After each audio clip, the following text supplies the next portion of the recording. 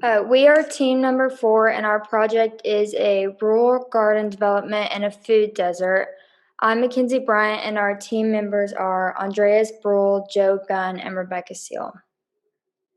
So for the overview, we're going to go over the summary of the problem, and then meeting with our client, recommended solutions, identification of risks and how we're going to mitigate those risks, and our implementation plan, critical path method, and then questions. So the summary of our problem is a 5-acre garden development for vegetable production. This is located 12 miles south of Aguilares, Texas, in eastern Webb County. There's a 1-acre storage pond that collects runoff from 20 acres, and then we will need to build 4 high tunnels that are 24 feet by 105 feet each. All right, I'm Joe. This slide, we talked about our meeting with Mr. Rainey. We addressed some of the issues from our economic analysis, which was renting a tractor instead of purchasing. It dropped the price from about $140,000 to a few thousand, like 3 or 4. Then we talked about some of the mechanical failures that could happen due to weather conditions like freezing pipes or tractor malfunctions. Another big risk was the pests, and then how to use pesticides to reduce their damages. We also talked about the implementation of our irrigation system, like how we are going to, how we're going to install it, the costs related to installing it. We also had questions about accounting for labor. There was a few issues. We didn't know what numbers to use, so he recommended, using the same cost that it would take to install it, just double it for the total cost, including labor. We also had some issues with our sources for the irrigation system, so he recommended Irrigation King. And then we also addressed some water treatment problems. So for our recommended solution, the first part is the drip irrigation system with a 3 horsepower centrifugal water pump. This pump would need to move the water from the 1-acre storage pond to the garden area. And a benefit to using the irrigation system versus a traditional sprinkler system, it supplies the water to the roots directly. By doing this, we decrease the water loss and increase efficiency. The pump, we determined, would be used at a minimum of 30 hours a week. For the second part of the recommended solution, these parts are supplemental into helping the irrigation system. So the first part is a fence to keep unwanted animals away from the crops, hogs being the biggest issue there. The second part is the sun protective coverings. By adding these, we reduce the solar radiation. We also protect the crops from wind and hail. By having these coverings, we lower the water requirements and increase our profit as well as crop yield. So we wanted to begin identifying some of the risks that would come along with this recommended solution, and we identified some of them being issues with our pump and our irrigation system. It could get burst. It could burst, or it could get clogged. There could be mechanical failure, whether it's the natural wear and tear on a machine, or if it's like something completely random, like it breaks down, or if it like, for example, like an animal, damages the equipment. And then there's the addition of untrained employees or injuries that could occur during the harvesting process. And so how we're going to fix some of those problems is that we're going to have constant maintenance and records of all of the system. We're going to monitor everything to prevent bursts and clogs and things like that with pressure valves and flush valves. And we're going to implement heavy employee training on safety and maintenance so that we can reduce some of these instances of injuries. And then some more risks, we have some natural things that we are basically unable to stop entirely. For example, like pests, we have like rats, deer, and then we have bugs as well. And then we also have weather uncertainties. That area of Texas has a lot of extreme temperatures. It has drought, and then there's of course price fluctuations in the market. And then how we will fix those is we're going to be using pesticides and rotating locations for the vegetables throughout the property. That'll help with some of the pests. For weather uncertainties, the pond should have some water year round during times of drought. And for freezes, we will be emptying out the irrigation pipes to prevent any bursts. And then for market conditions, this is going to be the most difficult one to combat because, frankly, there's not any way that you can predict some of these things, but it's better to just keep an eye on it in case of any sudden changes. Have a good idea of what's going on. All right, so for the implementation plan, I'll split it into 3 sections: irrigation system, main garden area, and high tunnels. So first, for the irrigation system, we have our Pedrolo 3 horsepower pump with built-in protection. This is to reduce any mechanical failures. We went with the polyethylene pipes to supply our irrigation system. This would be 800 feet of pipe, and it would go all the way to high tunnels. The main reason for the polyethylene pipes is that the tractors can drive over it and it won't burst or crack the pipes as often as a PVC pipe. Our drip irrigation system would cost around $8,000 to install with material and everything. We talked with our client and he recommended to have an overground layout for the irrigation system, as it is not needed to put it underground. Doing some investigation on drip irrigation systems, we found out that the holes of tape have to be looking up so it could reduce clogging, and also have a flush valve at the end of these so dirt and debris will not pile up.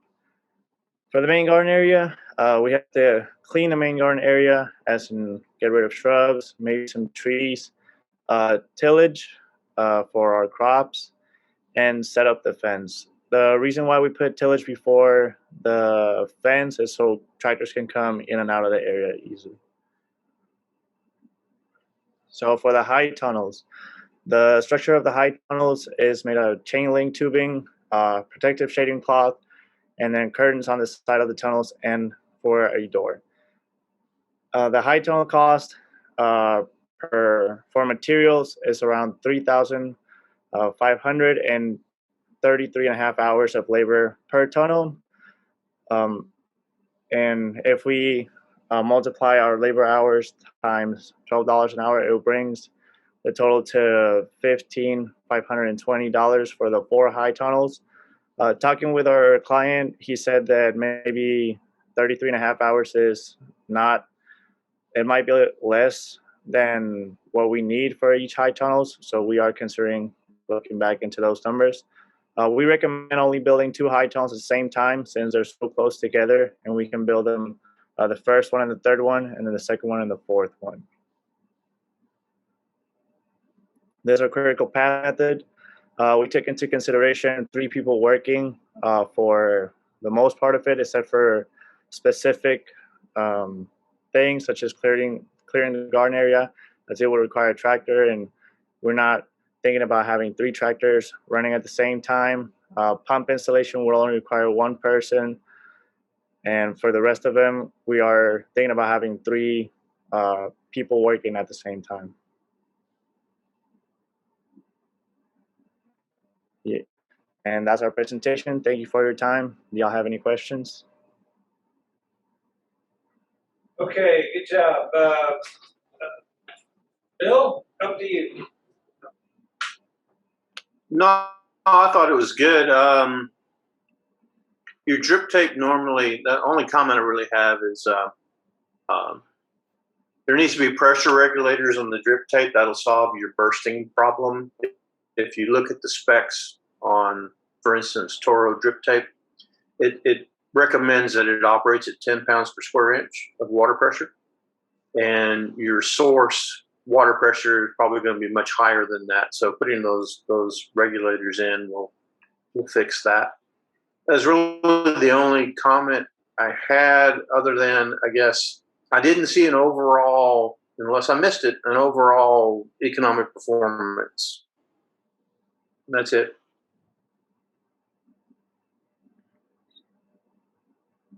Okay, let's turn it over to your team. You guys make a few comments and questions. I like the how you all had sections on each slide and the titles were bolded. But I do think that there are certain slides where you could have cut down on the amount of information on the slides, such as this one right here.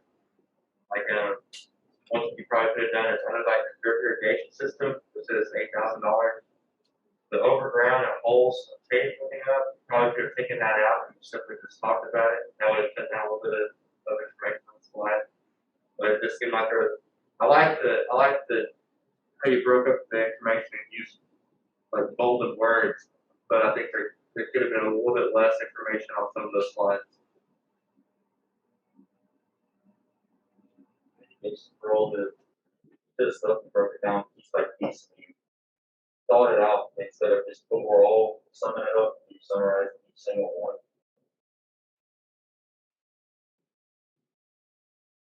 Else? Can we go back to the first slide?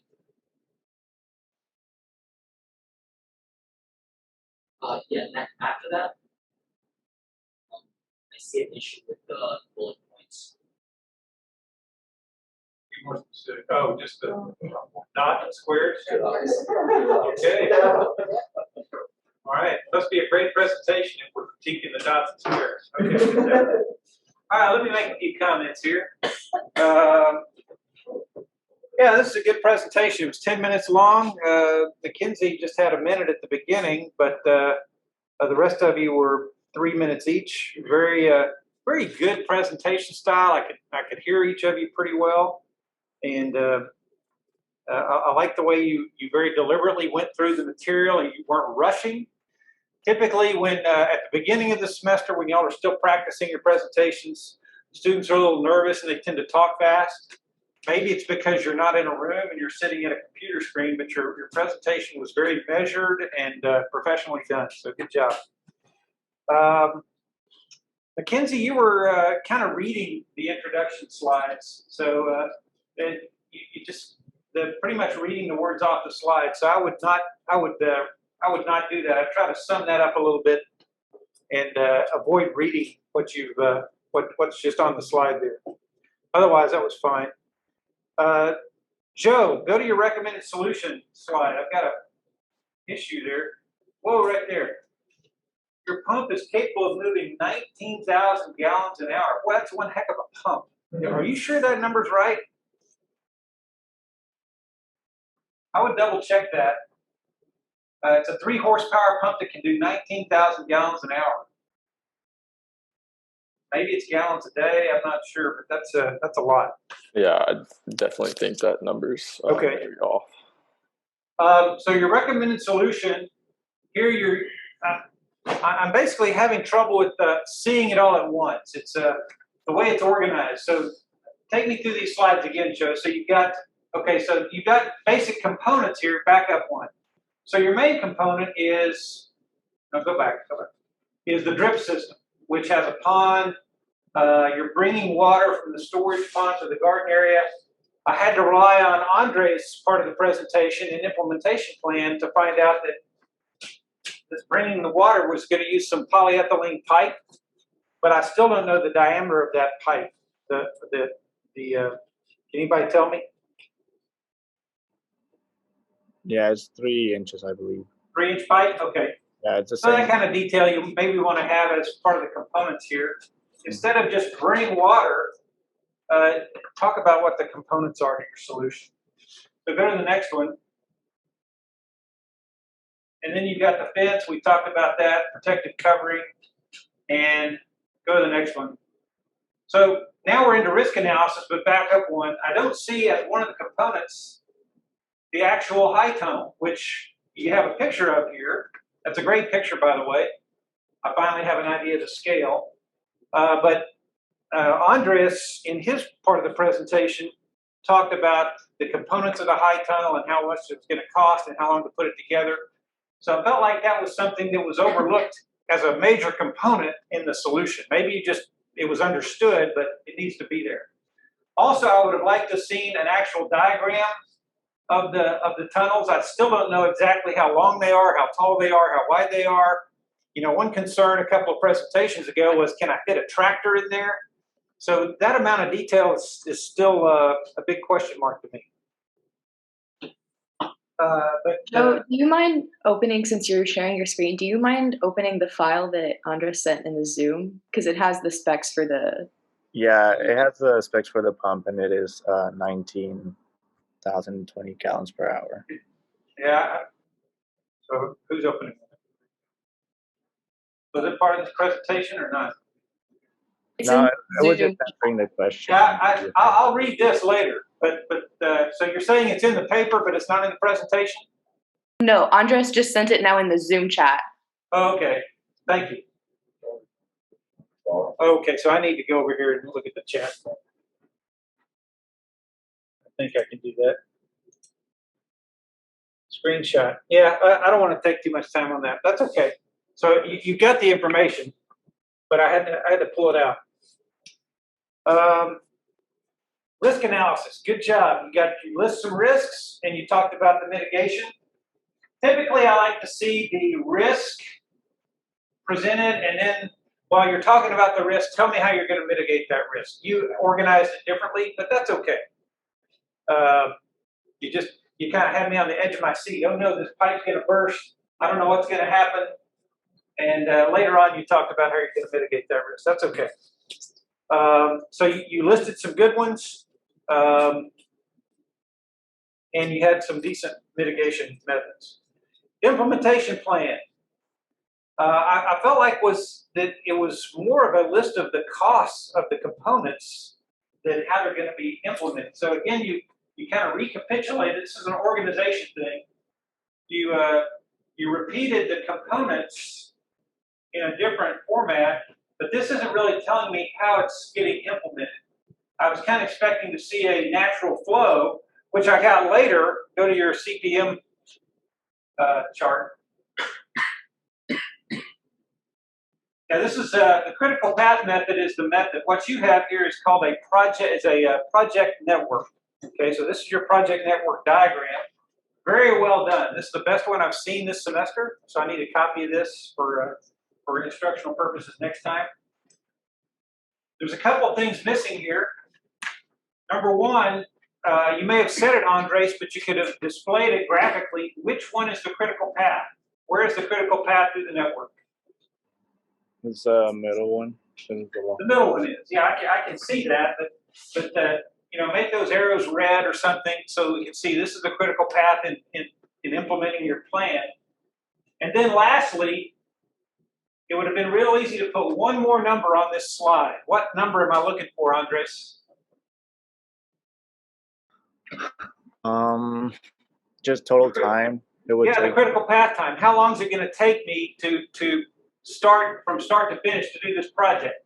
And you made me have to do the math myself, and that's hard to do. 7 plus 2 plus 7 plus 3. I'm already lost. Okay, I need a calculator. So do us all a favor and put the critical path time on the slide, and that way we can see it. Okay, but anyway, good job on this. A little bit of organizational issues, but you got all the major points there. So good presentation, Dr. Castell. Yes, I agree with Professor McGee on everything. It's very, very good presentation. I didn't give it an excellent because I found some slides. They have a too small font size, otherwise I'm going blind. But it was hard for me to see. So a little improvement on the slides content. The implementation, the critical path method has a word that is misspelled, so that immediately caught my attention and I stopped listening to you, even though it was a very nice diagram. So spelling is distracted. Yeah, I agree. The overall economic analysis on a table like T3 would have helped me see the overall expenses and how much the client's gonna get eventually. But I think it was very well done, very nice improvement. So again, congratulations, good job, and I was enjoying myself too. So I'm having a good time today. Thank you. Mr. Rainey, thank you for attending today. Do you have any other comments for the team? No, I'm good, thank you. One comment Mr. Rainey made was about economic analysis on this one. I think y'all probably covered that last time, right? I mean, you kind of hit some economics again today, but I think the subject of that was for the last time. So yeah, it's always maybe good to start your presentation with just a little bit of review from what we covered last time, but that's pretty minor stuff.